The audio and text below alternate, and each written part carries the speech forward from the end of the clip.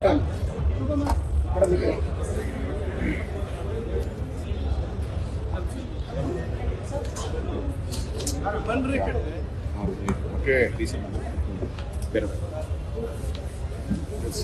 ಭೈರಪ್ಪನವರ ಆತ್ಮಕ್ಕೆ ಶಾಂತಿ ಸಿಗಲಿ ಅಂತೇಳಿ ಶ್ರದ್ಧಾಂಜಲಿಯನ್ನು ಸಲ್ಲಿಸಲಿಕ್ಕೆ ನಾವೆಲ್ಲ ಬಂದಿದ್ದೇವೆ.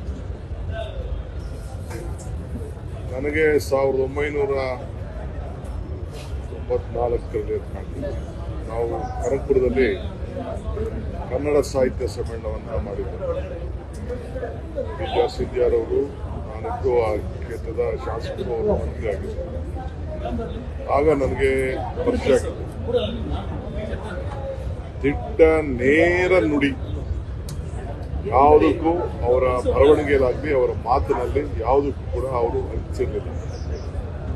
ಅವತ್ತಿನ ಕಾಲದಲ್ಲಿ ಬನಶಂಕರಿಯಿಂದನೇ ಅವ್ರನ್ನ ಮೆರವಣಿಗೆ ಮಾಡಿಕೊಂಡು ನಾವು ಕರ್ಕೊಂಡು ಹೋಗಿದ್ವಿ.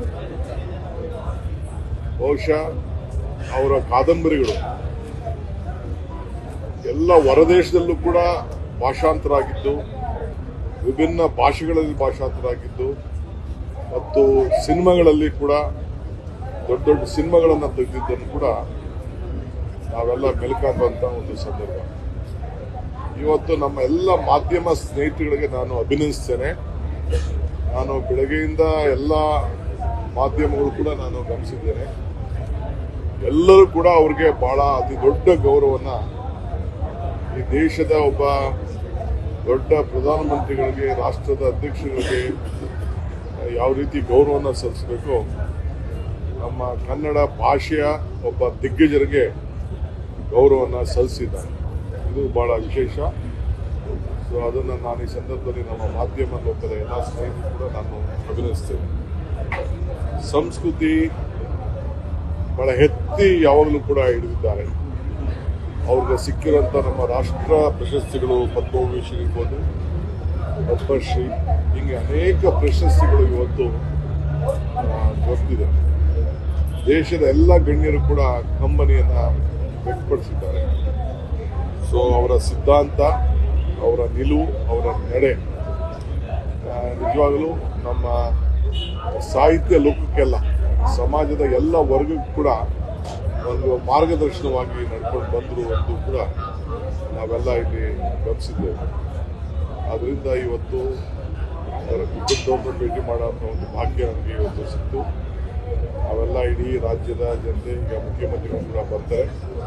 ಮೈಸೂರು ಅವರ ಕೊನೆ ಅಂತಿಮ ಗೌರವವನ್ನು ಸಲ್ಲಿಸುವಂಥ ಒಂದು ಜಾಗ ಸರ್ಕಾರದ ಎಲ್ಲ ಗೌರವದೊಂದಿಗೆ ನಡೀತದೆ.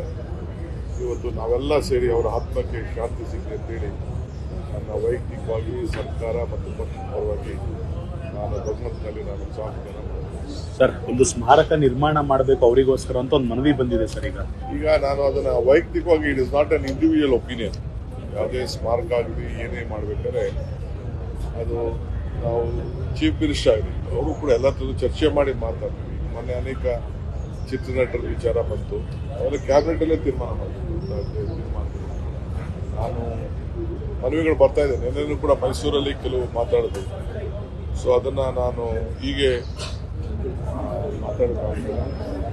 ಆದರೆ ಭೈರಪ್ಪನವರು ಭಾಳ ಚಿಕ್ಕ ವಯಸ್ಸಿನಿಂದನೇ ಈ ಒಂದು ಸಾಹಿತ್ಯ ಲೋಕಕ್ಕೆ, ಅವರ ಹೋರಾಟಕ್ಕೆ ಯಾವಾಗಲೂ ಕೂಡ ಹೆಜ್ಜೆಯನ್ನು ಇಟ್ಟಿದ್ದನ್ನು ಕೂಡ ನಾವು ಸ್ಮರಿಸಿಕೊಳ್ಳಬೇಕು. ಭಾಳ ಗಟ್ಟಿ ವ್ಯಕ್ತಿತ್ವ. ಸೊ ಭಗವಂತ ಅವರ ಆತ್ಮಕ್ಕೆ ಒಳ್ಳೆಯದು ಮಾಡಿ.